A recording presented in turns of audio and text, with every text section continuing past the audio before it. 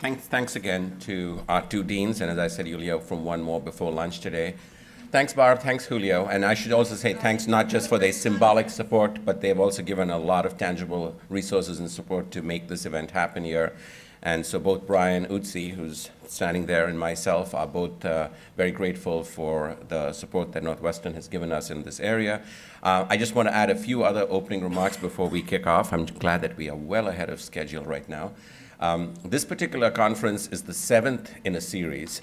It's called the International Workshops. It's not a conference, it's a workshop on network theory. And this was something that was the brainchild of the Annenberg School for Communication at University of Southern California. Peter Manji, Janet Folk, Manuel Castells, who couldn't be here, have instituted there something called ANN, the Annenberg Networks Network.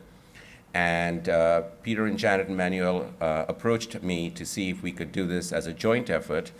And we have been doing this now. This is our 7th time.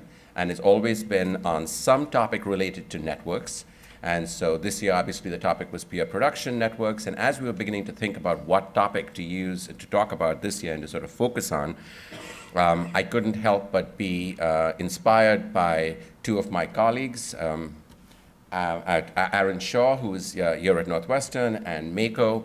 And as Aaron came into our orbit at Northwestern and began to get us and students excited about the notion of peer production networks, it was an easy decision for us to then say that for this year, the special topic would be on peer production networks. And really, we all owe a lot of debt to Aaron and Mako to help put together the cast of characters that are out here. I figured that I've learned now that the best way to be able to bring the best teams together is to find the right people who know that particular area and can do it. And so I owe a great deal of, we all owe a great deal of gratitude to Aaron and Mako in terms of the composition of the folks who are here. One of the things that's interesting, it came up last night at the reception, and I'm sure it'll be there today and half of tomorrow, is that most of you will probably know some but not everyone around the table.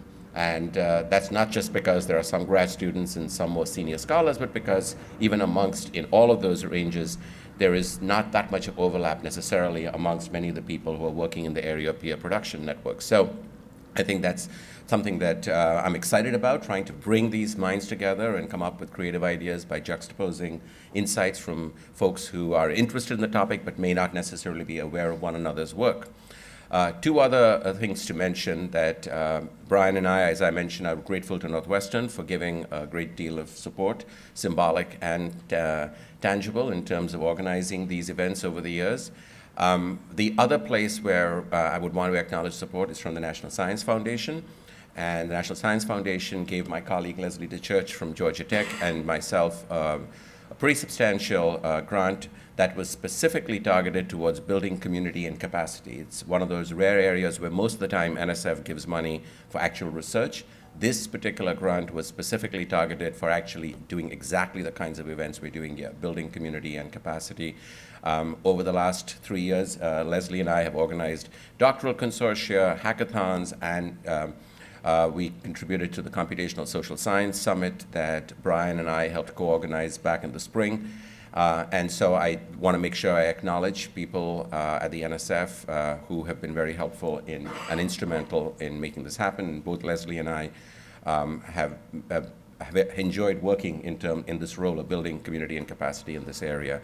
And then finally, and last but not least, I want to make sure that at this point I acknowledge somebody who you are all intimately familiar with, and that is Megan McCarter, who's there at the back, who has been corresponding with you. Come on up front, Megan, just one more time in case anyone doesn't recognize that face, even though I'm sure they all recognize the name.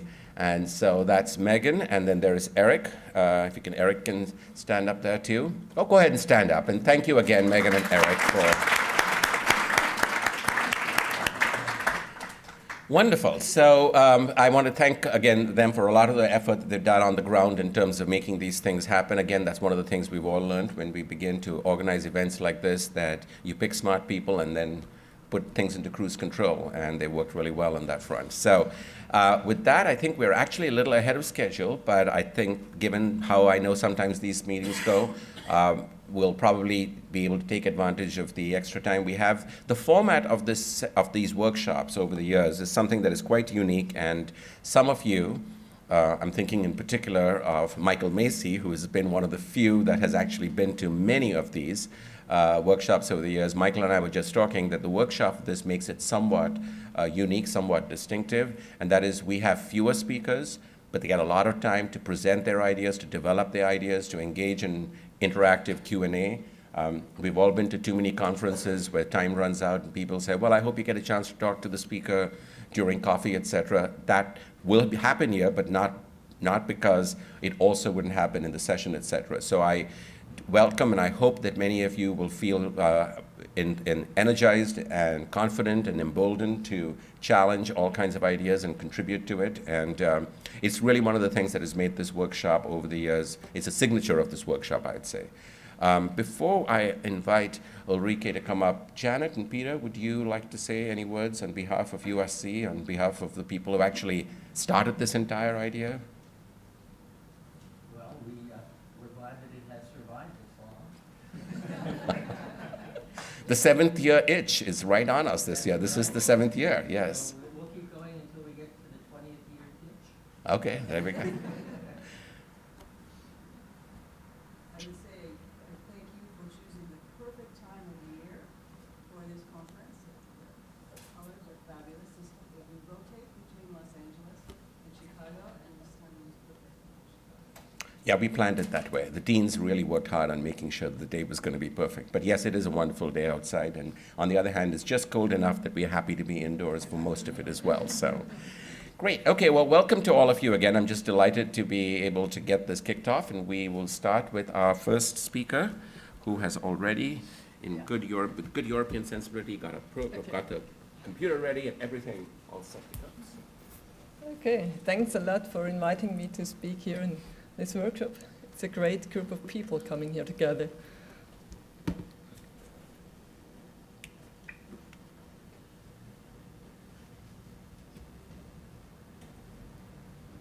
Okay, no?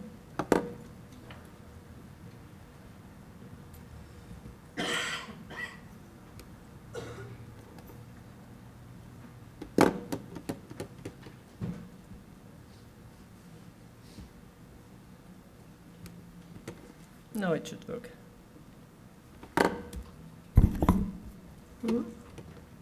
Sorry. I'm in the editing modus. I don't know why.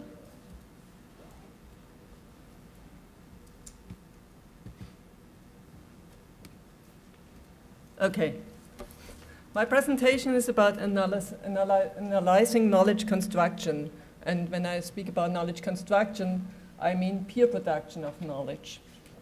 So my outline will be that I first say a few words about my theoretical background I'm coming from.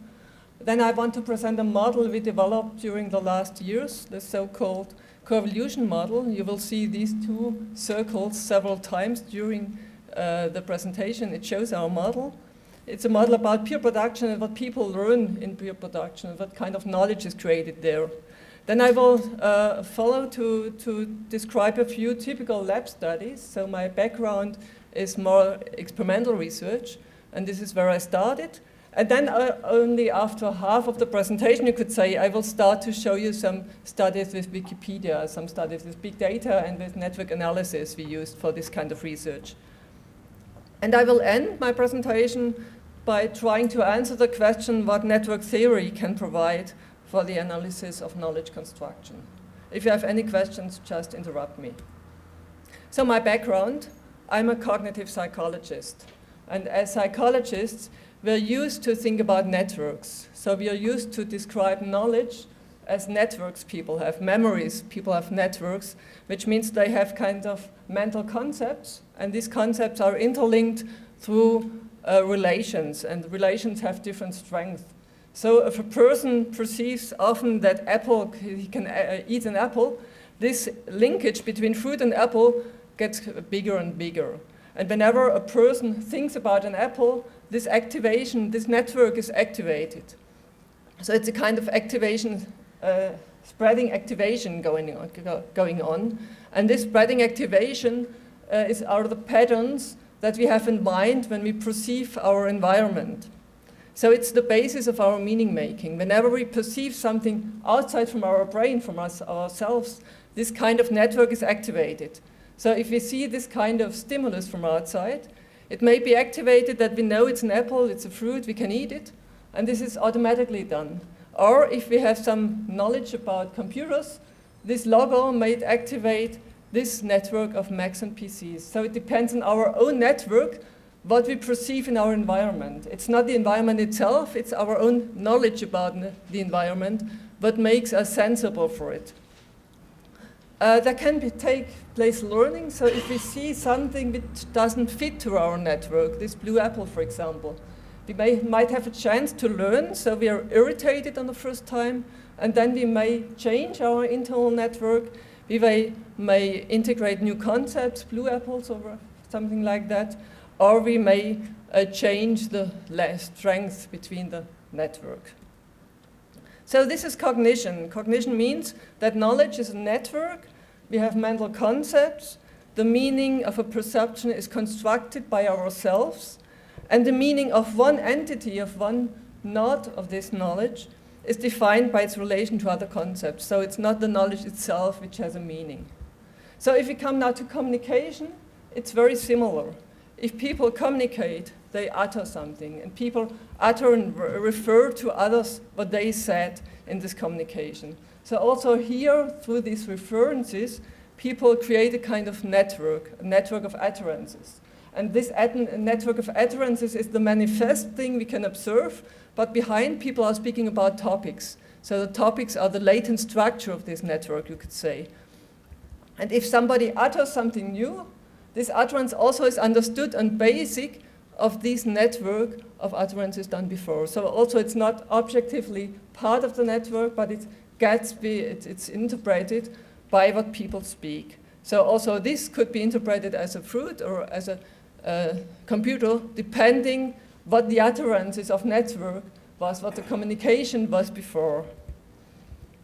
And also this kind of network can be irritated, so also this kind of network can learn. If somebody utters something that doesn't fit to the network, some new topics can come over and can be integrated into these communication networks. So if we look at the networks of communication, it's a bit more complex than the networks of individuals. We have not just concepts, we have people, we have utterances, we have topics behind the utterances. Also here the meaning of an utterance is constructed. It's not just given.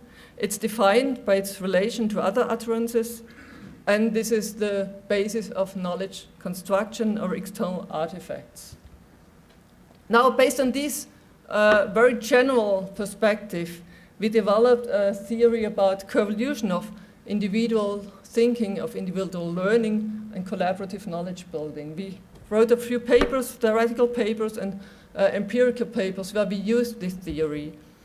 It's basis on the idea of autopoiesis, idea which was brought in by Maturana, a biologist, and by Luhmann, a German sociologist. And they state that systems, autopoietic systems, are not entities per se, but they are entities that exist only through their operations. So an entity creates something in its operation, and it operates on this operation. And this is operational closed, of course, but these operations are open for the environment. So a system can be open, can perceive what happens in the environment, and it can be irritated by its environment. And then it can start to operate on this irritation and integrate something new or develop something new. And this is what we describe as learning, for example. Maturana, as biologist, describes this as like a species in an evolutionary process that is adapting to its niche. So it's the species itself that changes, that adapts. Now, we describe knowledge construction as part of two of these autopoietic systems. So individuals operate, and the groups operate on communication, and they irritate each other. This means, concretely, we describe a cognitive system with the network in this mind, the network I described before, And this network also is autopoietic. It exists through its cognitions. It is operational closed, so it perceives the apple just if it knows about the apple, but it can be stimulated through its environment. It can be irritated. And if an irritation is going on, the system starts to operate, deals with the irritation, and something takes place which we would describe as learning. So people know more facts, for example. They have a deeper understanding, deeper knowledge, change in attitude, or whatever. On the other side, we have a social system. The social system all consists of this communication network. And also this social system operates like an autopoietic system. It operates not through cognition, what individuals do, but through communication. Also, this is operational closed. It develops rules, norms, culture, so it's not just the utterance, it's not just the verbal communication, which is basis on this system. It's all kind of expectancies people have about things. So it's the rules people have, the norms, the culture. You can see this, of course, in Wikipedia. We are all interested in that it works, it operates on its own rules. So the rules are the defining thing, the basis every communication goes on. In Wikipedia, the rules is about neutrality, for example, objectivity. There are other wikis where you have completely different rules. For example, in German, we have a Metapedia, where all the Nazis have a kind of encyclopedia. So it's the Nazi ideology, which is the norm there. And if you describe something or write something which is not in line with this, it will be changed or deleted. So also here the system applies its own norms, operates in a way that it self-reflects and self-creates itself. So also this social system, with its norms, with its expectancies, can be stimulated by its environment, and it can operate on these stimulations. And then something happens what we describe as knowledge construction, that new knowledge occurs not in the individuals, but in the artifacts or in the group process going on. So both systems, the individual and the groups, can be coupled, which means they provide environment for each other. They can irritate each other, which means that through this irritation, the cognitive system can learn and the social system can construct knowledge. And we would say that it's the incongruity between both systems that lead to these processes, to this incongruity. So if an individual knows something different than the group discusses, then he's irritated and he starts to think about it. On the other side, if the group utters something which the individual doesn't understand, the individual starts to operate on this and starts to build knowledge. So these systems drift. This system developed dynamically, and we describe the individual drift of the cognitive system as learning, and the drift of the social system as knowledge communication. So we empirically analyzed these dynamic processes, and we used here normally controversial domains, so where some irritation can take place. We analyze individual learning, the internal learning, which means we look about internal expertise, interest, behavior, attitude, before people start to collaborate, and what changes through the collaboration process. So what drifts, what brings the individual to drift. And we analyze these processes on the group level, on the knowledge construction level. We analyze the utterances, the artifacts people collaborate, the communication threads. We look about the uptakes, the topical and conceptual development. And this allows us to analyze this coupling or co-evolution process. Now, first, I would like to present some very typical psychological studies we used to do for many years now. So mostly the studies with wikis we used in a classroom, or wikis we used in other groups, or Wikipedia also, but we also used social software tools like social tagging, internet forums, or whatever. And the idea was that we used it in a lab, which means we used faked wikis, that every member was confronted with the same wiki, and we could manipulate the knowledge a person had, the attitude, before he or she worked with the wiki, and the wiki what was in the wiki. So the idea was to systematically manipulate this kind of incongruity. And we did this in lab studies with fake wikis, but also in classes, for example, in schools. And the structure of these experiments was always that we had a controversial topic, for example, does video playing make aggressive or not? And we had some pro arguments, some con arguments, and we distributed these arguments across the individuals and across the wikis. So here, for example, the individual had 3 arguments pro and 1 con, and he was confronted with a wiki that had 3 con arguments and 1 plus argument. This was one condition, and we systematically manipulated this kind of incongruity. So we had a situation here where the incongruity was very very high. So people had a position before they worked with the wiki, and they were confronted with a wiki that had a con position. And here we had a mid-level incongruity. So the idea was to manipulate this kind of incongruity and see how this causes learning on the individual side and knowledge construction on the group side. And we used normally outcome measures for knowledge construction. We looked about the produced wiki text, so we, for example, counted the arguments people brought into the wiki, the integration of arguments, it was just brought as con and pro argument, or it was really combined. And we measured, for example, the one-sidedness of the artifact created. So this kind of the knowledge construction and how deeply the knowledge was presented, you could say. On the individual side, we measured learning. So we measured knowledge people got through this collaboration. Did they, for example, remember the arguments in the wiki? How did they rate them? Did they change their attitudes towards video games, for example? And if there was a change, we interpreted this as learning. And what we found constantly is that if we manipulated the level of incongruity, we found the best knowledge construction at a medium level of incongruity, and the same was for learning. So people learned best if there was some kind of incongruity, but not too large. So what we found was this kind of inverted U-shaped relationship between incongruity and learning and knowledge construction. Now I come to the network work. So we had first approaches with field big data some years ago, and the first goal was to analyze the conceptual development of knowledge.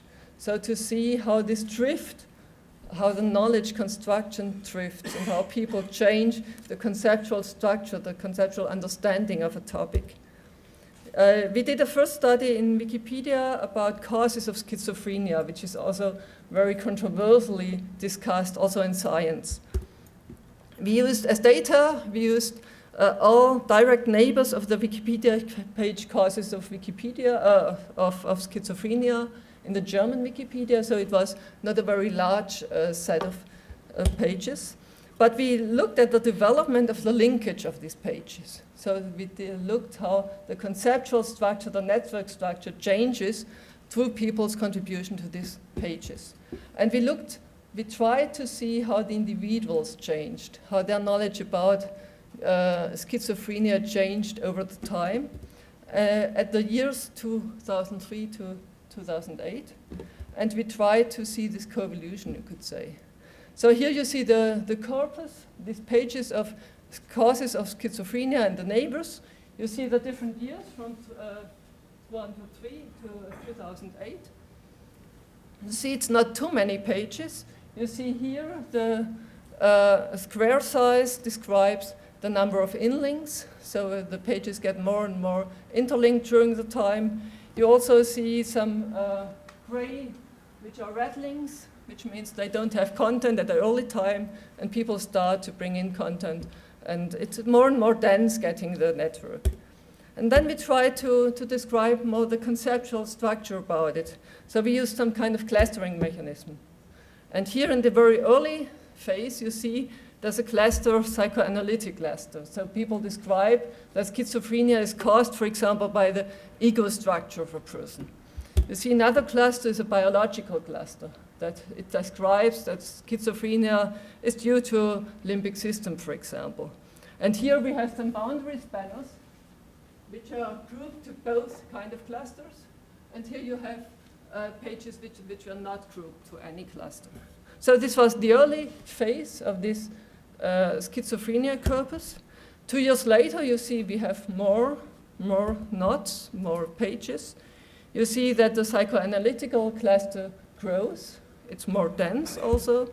You see a biological cluster we had before.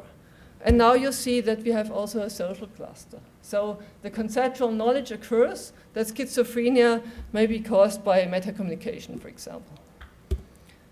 2 years later, we see another structure. We see that the psychoanalytic structure remains the same. So it's separate from the other pages. It's a community which is separate, you could say. And you see that the biological and the social cluster merged to one big cluster. So there's now the understanding that schizophrenia is caused by social and biological clusters, and they really work together. And now we looked at the authors. So here we had the artifact structure. We looked at the authors, and here we used the individual edits on Wikipedia pages. So we rated the pages. Now it was an expert rating, not looking at the linkage of the page or the network, but it was really an expert classification. An expert classified the pages if they described more psychoanalytic approach, a biological approach, a social approach, or an integrated sociobiological approach. These are very typical approaches in science.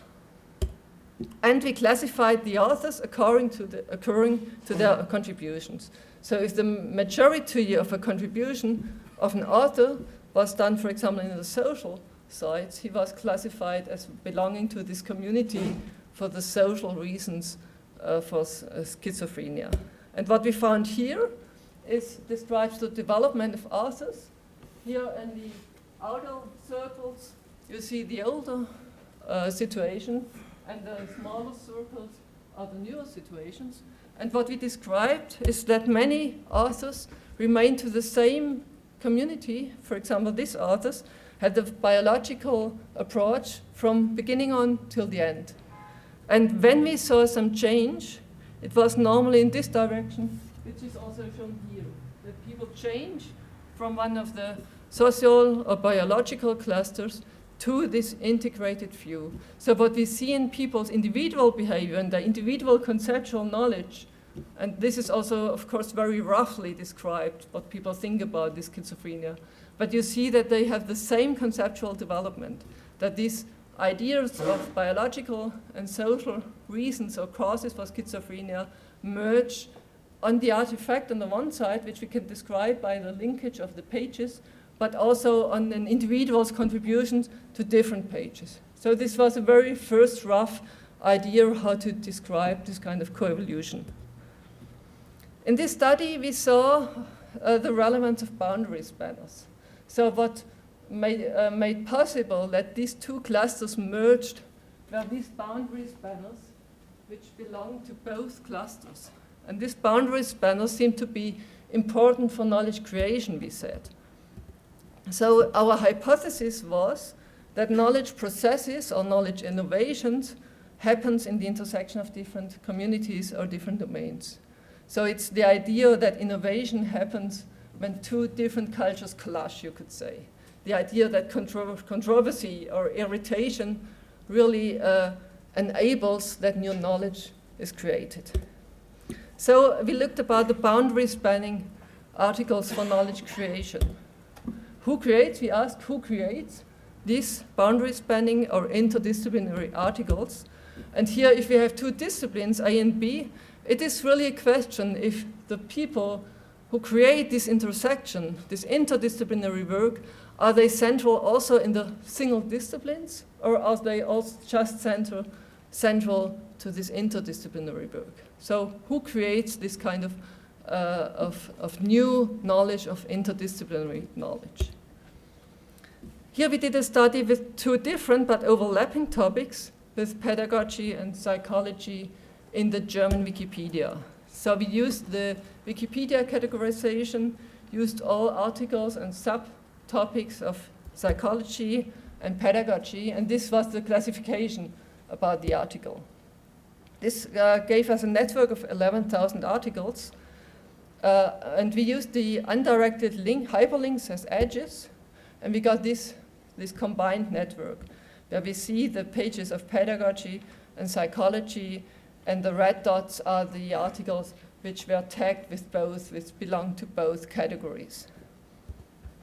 So we looked about how relevant, how central is an author or is an article for one of these single domains. So for the pedagogical domain, we defined or we measured the eigenvector centrality. So we said an article is very central for this pedagogy domain if it has a high eigenvector. And we used the same for the psychology. So we got some information about each article and about the authors who contributed to the articles, if they were central with regard to pedagogy or psychology in these domains. We did the same for the combined network. But here we did not use the eigenvector, but this between centrality. So we looked who is central, that he is a boundary spanner between these 2 different topics. Then we categorized the authors. So we identified all edits from an author, all substantial edits, not just punctuations. And we categorized an author as specialist if he's contributed just to psychology or pedagogy, or as generalist if he contributed to both domains. And we looked about the expertise in Wikipedia this author had, so the number of edits he did in the whole Wikipedia. And we asked if these features predict if an author's contributions are central, and are central for this interdisciplinary, for this boundary spanning part, but also for the different domains. We had a regression model. Here we predicted the centrality of an author in the psychology corpus. This means we had here a regression where we predicted the logarithmic eigenvector of an author.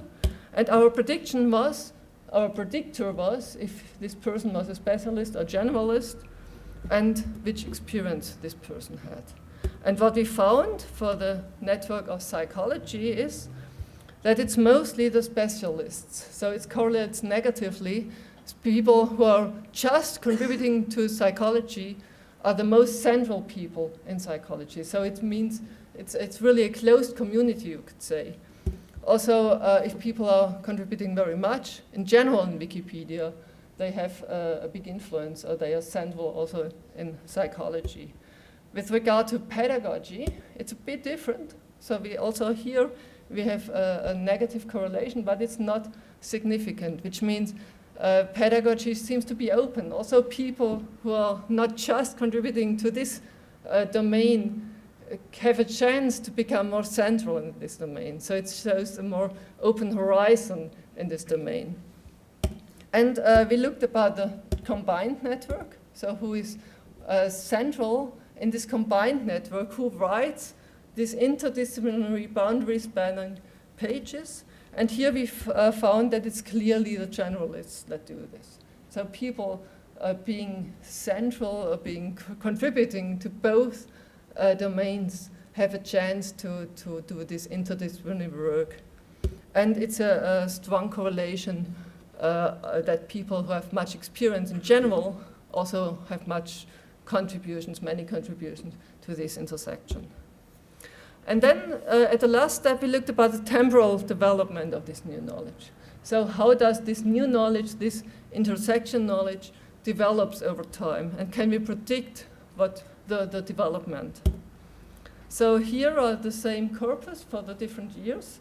So we see that the psychology, the pedagogy articles grow, of course, the intersection grows, the links, the articles grow, and we tried now to predict it in a longitudinal study, if we can predict t plus 1 from t. So we used a multi-level logistic models where the periods or the time, the years, were nested in the articles, so a mixed level model. And here we predicted, for example, new edits. So we predicted where do new edits occur in these different networks, in the domain-specific network or in the combined network. And here you see some predictors we used.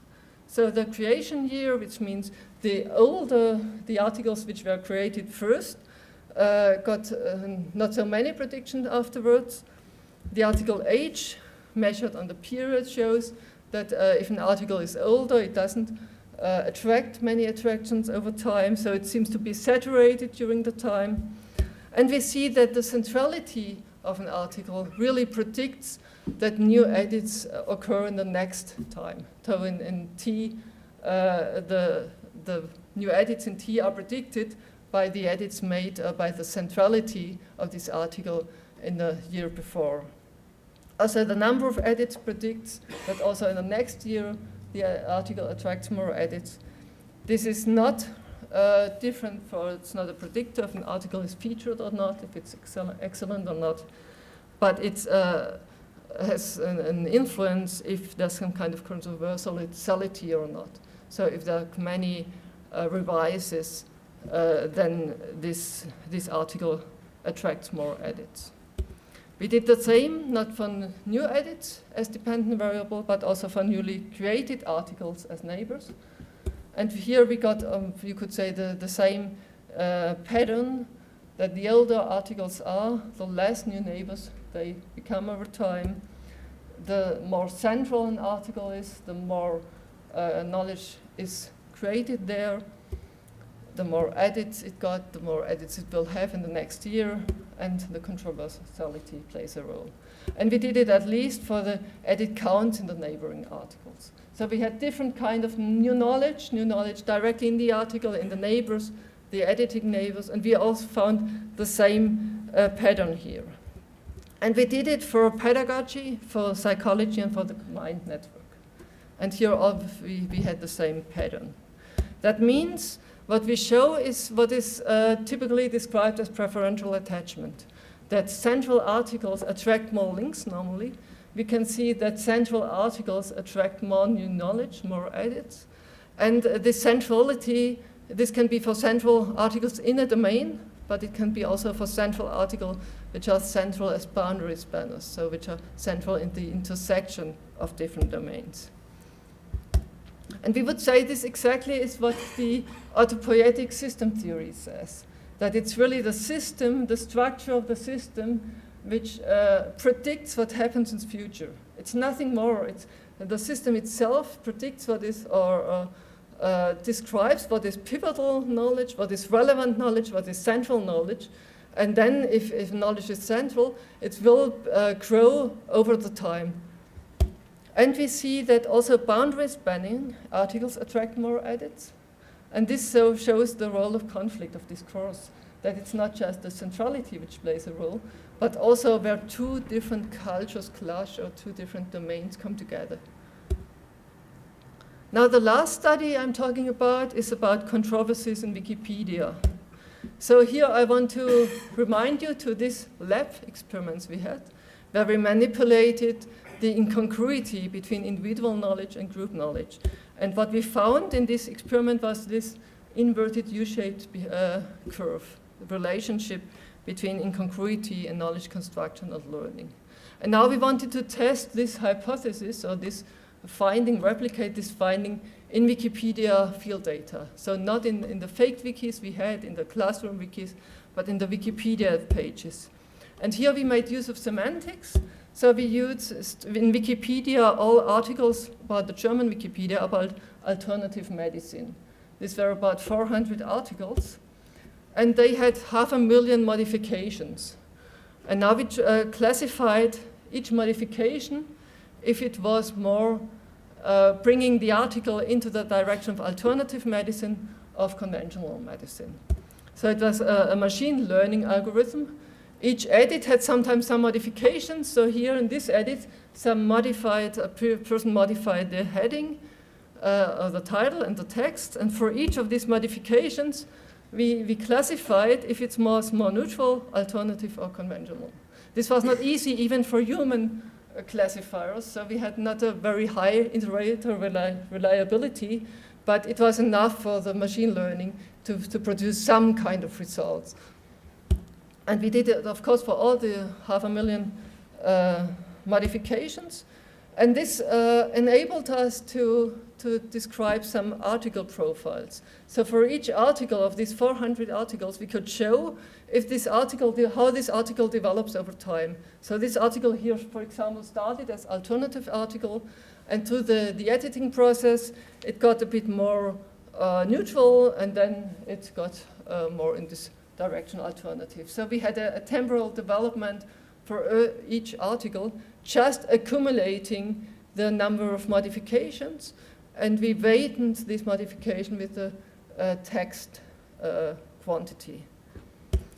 Here you shortly see the extremity dependent on the number of edits, and you see what is described often in Wikipedia, that articles which have many edits tend to be less extreme, so tend to be more neutral.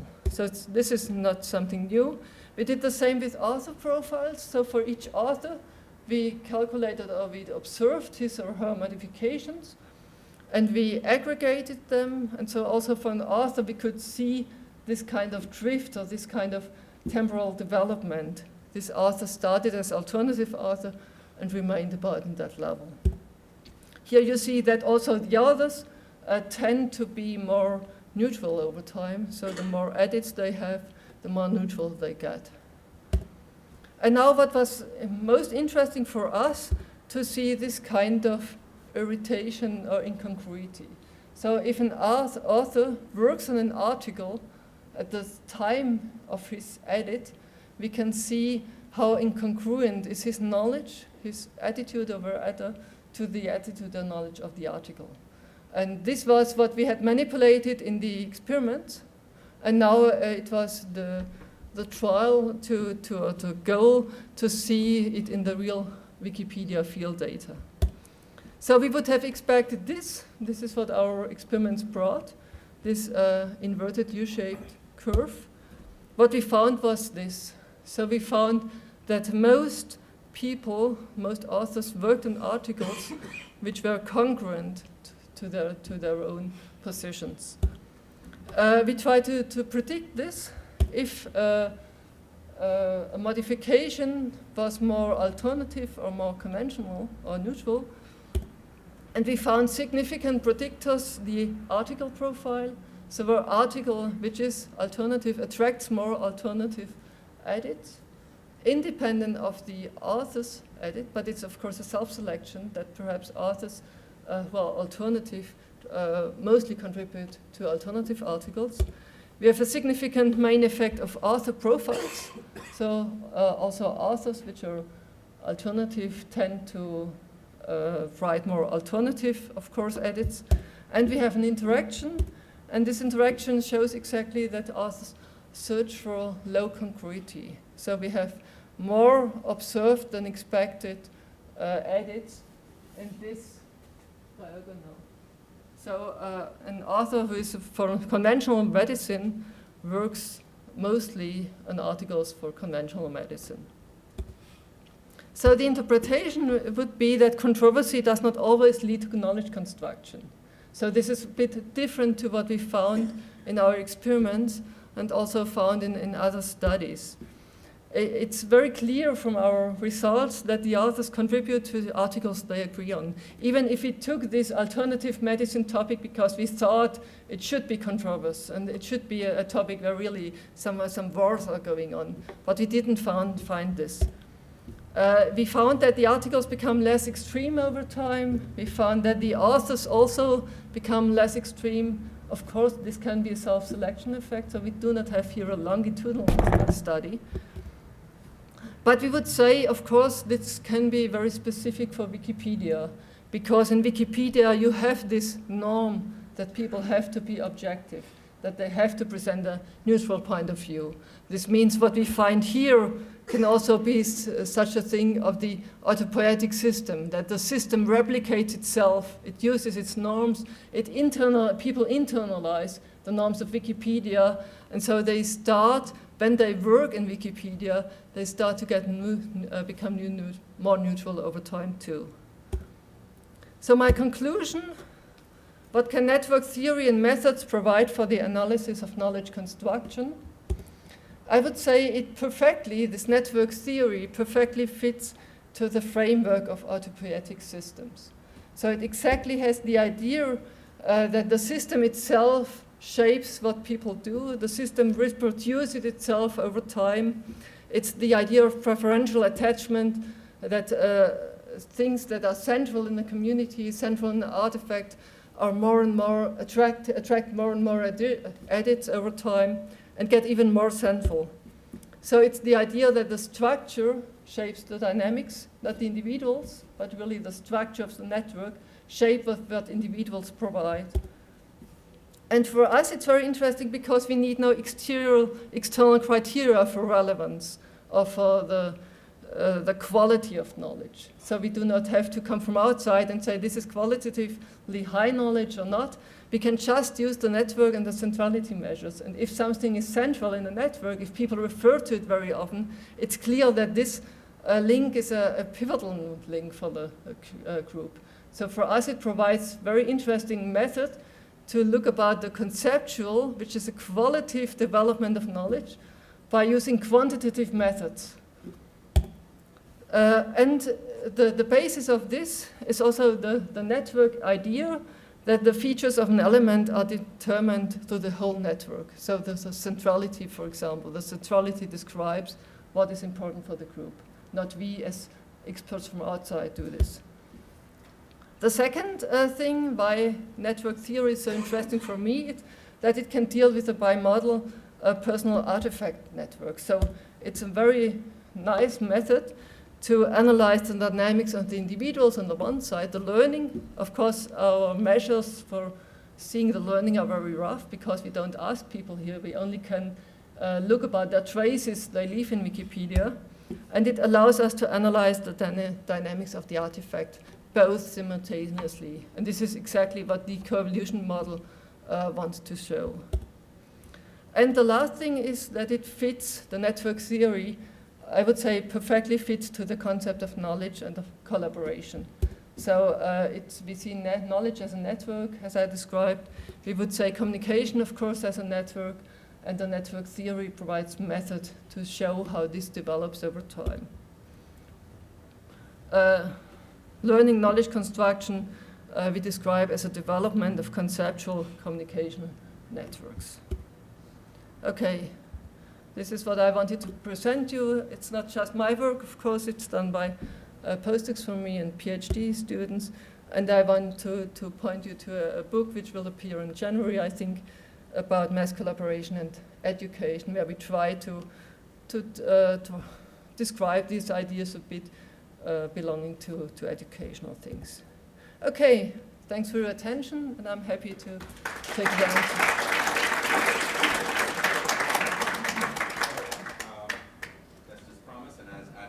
Thank you, by the way. This was a great presentation. We have a good 20-25 minutes for Q&A. So who wants to kick off the Q&A? Brian. I think off, sure. So in your study about the pedagogy and psychology, where you're looking at how does the overlap come about, the intersection come about, I was actually reminded of the conversation Nash and I were having yesterday about critically commercial. And what I was expecting to see was not generalist, but rather specialist in intersection.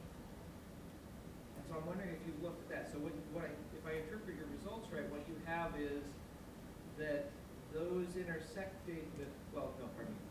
things that are highly central in the combined network, which might be because they're highly central in either one in terms of the nodes, are more likely to be edited and come about because of individuals that are active in both. But that's a little different than what you started with, which was things that are central between the two networks are they created by people that are specialists in both? Not specialists in either one, not editing things in either one, but specializing in editing the intersection. This is exactly what we found. You're right, I only presented some of the results of this second, but this is what we found, that these people are not really central to the different topics, but they're central just to the interdisciplinary work. And this, of course, is a bit depressing, you can say, that this interdisciplinary work seems to be not really grounded in the disciplines themselves. But I have to say that much of this data also is produced by people, by administrators, for example, by people who contribute many articles of different domains. And this made it a bit difficult to really interpret the results so clearly, because we have not many, but we have a few generalists who contribute so much knowledge and who worked on so much articles that it's a bit difficult to generalize these Wikipedia-specific results to other results, for example, in science publications. So it's more the method we use here, but I wouldn't be very confident in describing this as something which really is typical for interdisciplinary work. So a follow-up on that, I was struck by your saying it was kind of depressing because the people aren't rooted in the disciplines that are overlapping. I guess, is that because they don't seem to be that good, or are you depressed because they're not that good, or because you think it would be better if they were rooted in it? I would say for interdisciplinary work, it would be good to have the experts of the disciplines also working on this interdisciplinary part. If it's just people working on the interdisciplinary part, it means you have a new discipline, but it's not really grounded in the original disciplines. And this is a bit what we find, that it's the interdisciplinary area, the intersection area, that grows and that is not really well related, you could say, to the different areas. And I would say for me it's a bit depressing, because I would expect that if you have a new interdisciplinary field which attracts much attendance, it should be also grounded in the original domains and the original disciplines. But this happens in academia also, right? So I mean, it could be, yeah. We're not sure. We could search about that or research about that. Yeah. Right. I guess. I think you need to switch it on. I'm sorry, I forgot. So I guess I'm thinking about this particular conference. So we have people from different disciplines, and I guess we're forced to be rooted in our discipline quite often because of tenure requirements and other things, and graduating students and getting jobs. But still, there do emerge, there are groups now that are really networky, where people are going into these networky groups and graduating and getting networky jobs. And I mean, why is that not a good thing, I guess? I would say you need the grounding and the acceptance also from these original domains. So if you lose this acceptance, if you're not central anymore in these original domains, I would say it's a negative sign, because you lose tradition and you lose acceptance from this original domain, which doesn't change then. So it's a very stable situation that you have two domains and you have something in between, and this is a different group, and this in-between group develops, but the original domains are not changed by that. And I would say this is a depressing, because I would expect that if you have new knowledge, if something grows in between, it should have an influence on the original topics too. But I would say this is not the data. It's very broad, the interpretation of this small sample. So I wouldn't be confident that this sample, this small data, is so powerful for these interpretations. But we could do the same research for the whole publication data, for example. It would be interesting to see about it. This is fascinating, but let me push a little bit one more round on it. So you're using data from a publicly available practice of knowledge production. And you're finding that a particular class of knowledge production that we have some background sense is worthwhile, which is an interdisciplinary translational project, is done by people who, whether by proclivity, whether by the time they spend, whether by how they spend how they build social capital, are dedicating to the between bridging rather than internal. Now this is not, strong ties, weak ties, this is not new, but you're coming with a hypothesis that somehow or I'm putting words in your mouth, I may be wrong. One way of interpreting what you said about it's depressing is that you have a relatively strong hypothesis about the quality of information that comes with depth of embeddedness in a well-structured discipline, and the relative weakness of the knowledge that comes with lack of connection. But for that, you would need some external measure of the quality and insights in the different articles so that you would be able to say, because it's entirely plausible to interpret what you've seen as there are different kinds of knowledge. There are knowledge that is more precise and may advance through internal understanding within a well-structured discipline, and there are cross-connections. And ironically, your model of learning that comes from irritation and change would suggest that it's the between people who would advance new insights. And if that's true, then your interpretation could be exactly the opposite of one. The hopeful thing is that in a network sufficiently open, there are enough people who don't care about tradition, who don't care about networking with people who are like them, and they're actually the ones who are pushing the interesting, because they're the ones who are both identifying the irritants and pushing them. It's a completely inverted interpretation of what I take to be the data you have. How would you choose between those two based on your data or based on some other manipulation that would allow you to assess the quality I would say of the knowledge? it's the heart of this autopoietic idea that I would say it's not possible to rate or to evaluate the knowledge from outside. So why can we as researchers or whatever evaluate if knowledge is deep or better or worse? We have to see if this knowledge attracts some kind of inlink, some kind of people relate to it. And we would say if people relate to it in future, it seems that this kind of new knowledge is really of high quality. So I would say it's not, for me, it's the fascinating thing that the network theory gives me methods to describe this conceptual change of knowledge without any external prediction or external evaluation. But just one round back, I'm sorry. Then the question is Luhmann disabling you from studying the phenomenon you're observing? Because you're assuming that the thing needs to all be explained internally, and given alternative views of more open systems that are not as autopoietic and actually get influences from the outside, you might be able to ask different questions.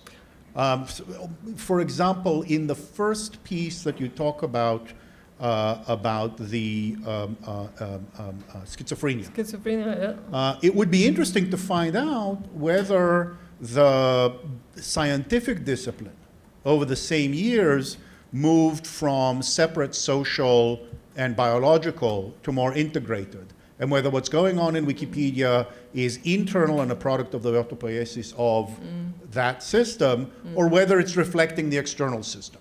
And if it's reflecting the external system, then you've learned something about knowledge production. And in the same way, again, for the bridging people, if you have some external model. So then the question becomes whether the commitment to describe it as an autopoietic system is preventing you from asking and answering certain questions. My answer would be, of course, science also had the same development, so these different clusters merged. But I would say science here is not an external system. People read this science, and it went into their own knowledge. And people brought this knowledge of this merging together in this system. So I would say it's really the cognitive system and this social system of Wikipedia, which is enough for describing this process. So the external things come to the cognitive systems that perceive their own environment and that are irritated by their own environment, for example, by working on scientific results or whatever. So I wouldn't need external things separate from this externality of individual systems.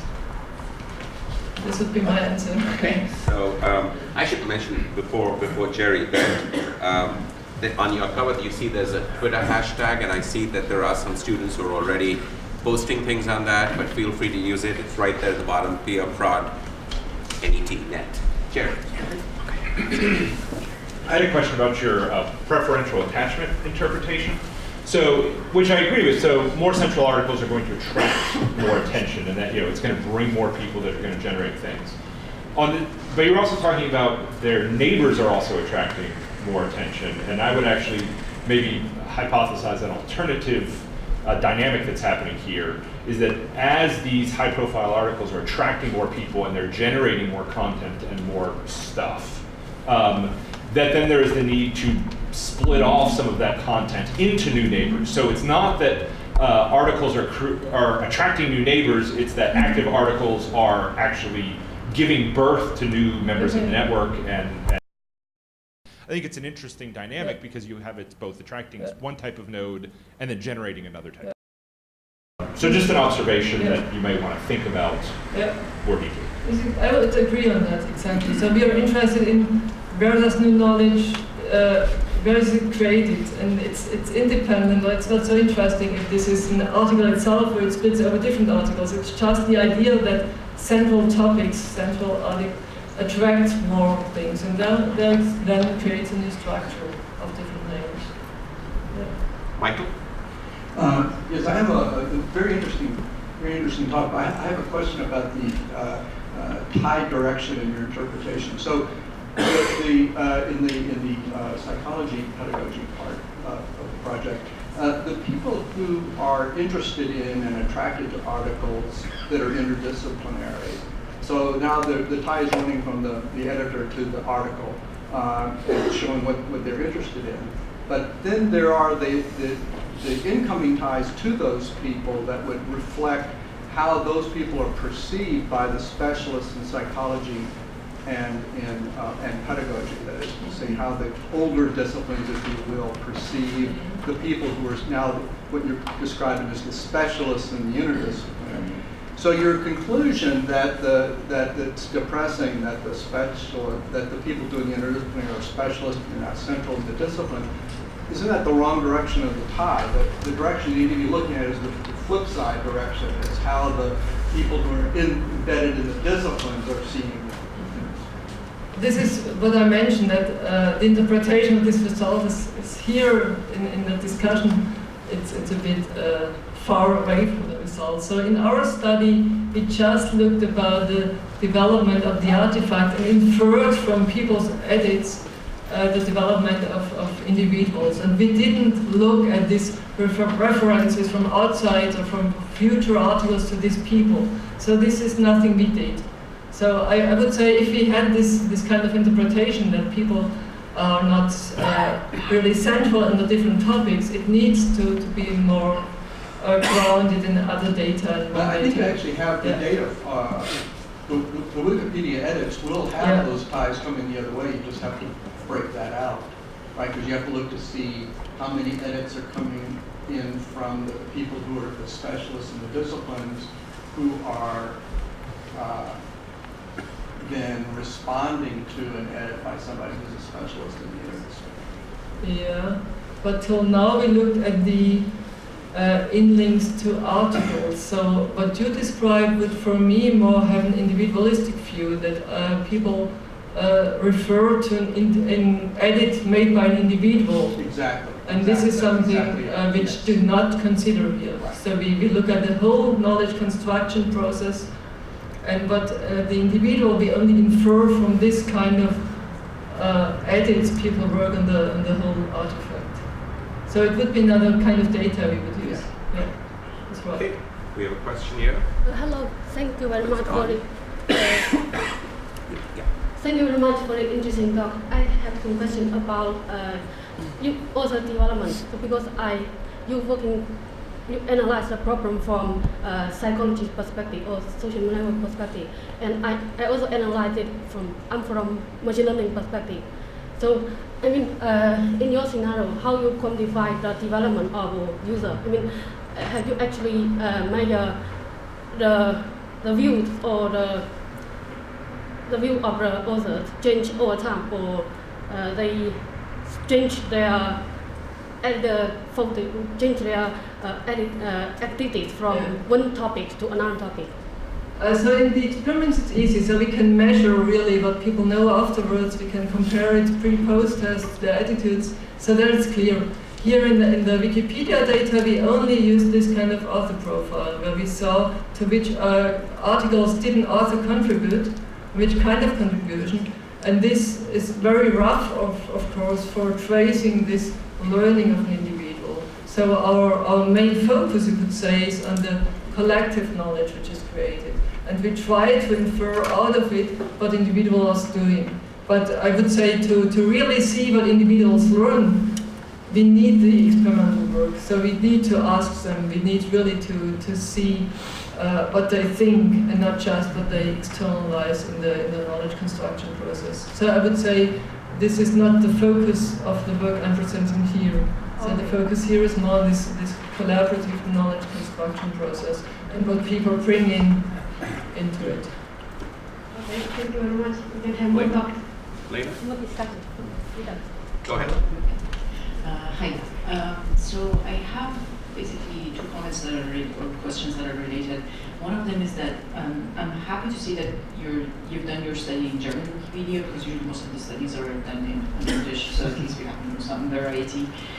One thing which is very special for German Wikipedia is that close to 25% of the edits are anonymous edits. Yeah.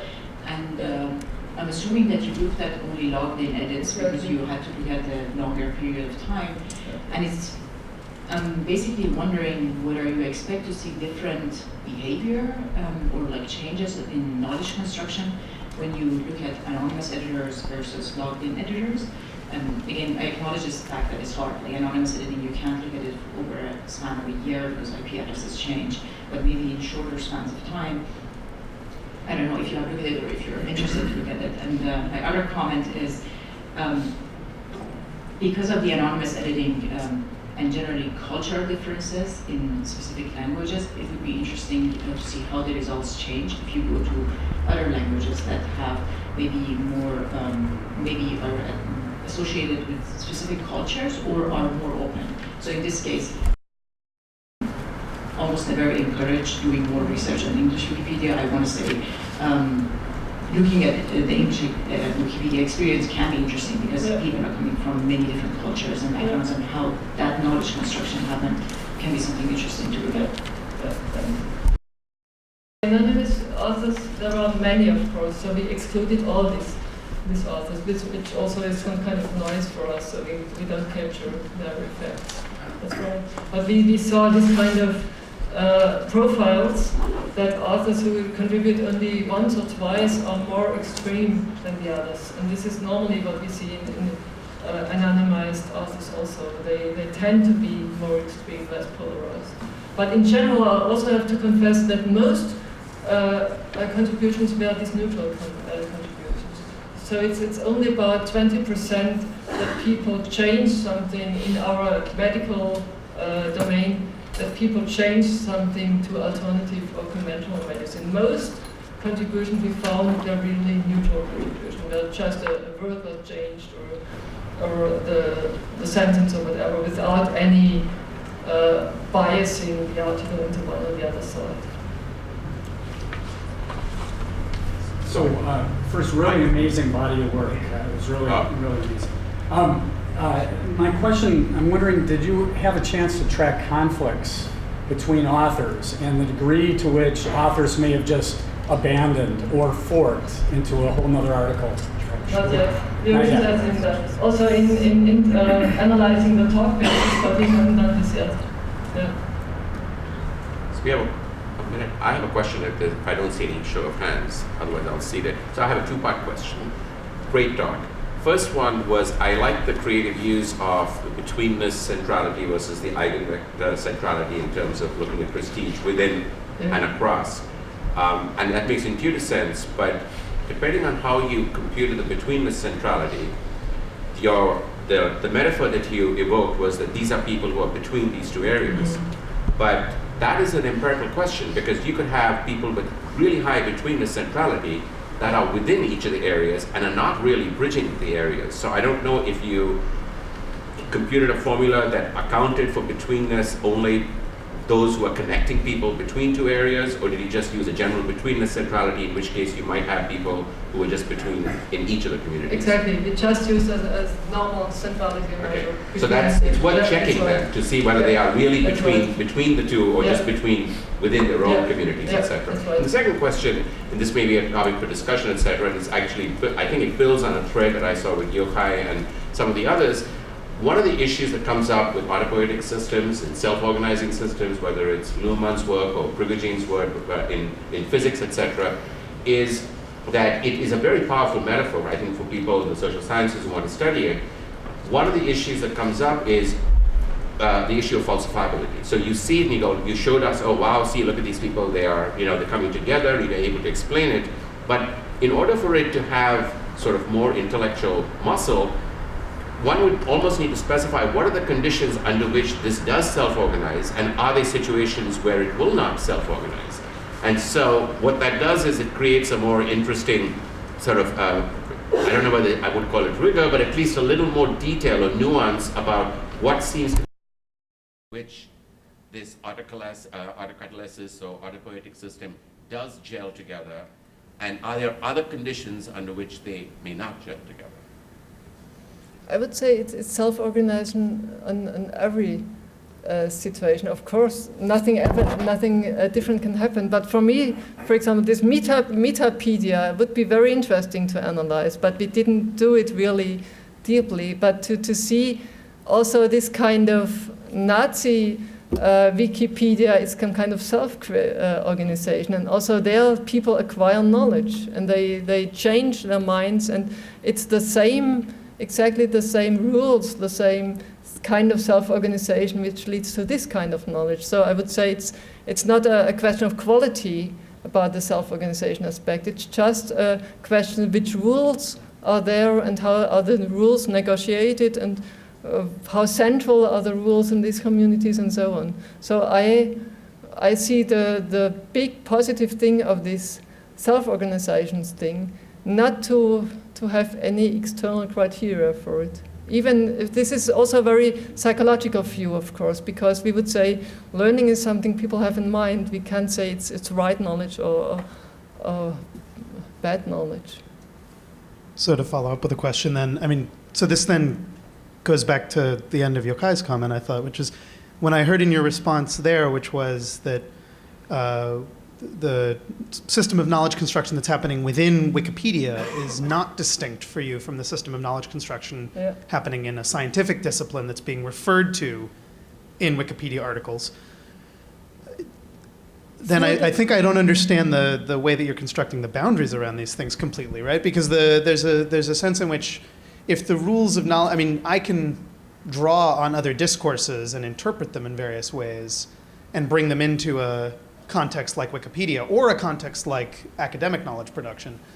But you do it as individual. So the idea is that the cognitive system brings its own knowledge, may it result from scientific work, from reading, whatever, and this own knowledge is brought into the Wikipedia. So it's just this border between individual and Wikipedia.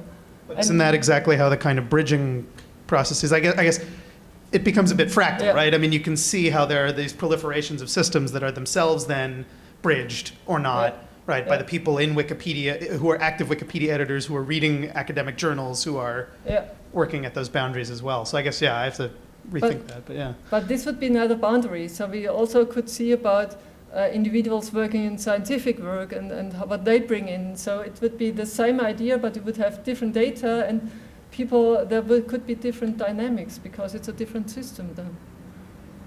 Please. speaking of boundaries, I think we need to put one right here at this particular session. But I think, again, let's thank Ulrike for getting us started on relay. Thank you for the discussion. We'll be back. We'll resume here at 10:45, but there is still some breakfast food, and make yourself comfortable and hopefully get a chance to continue some of these conversations during the break.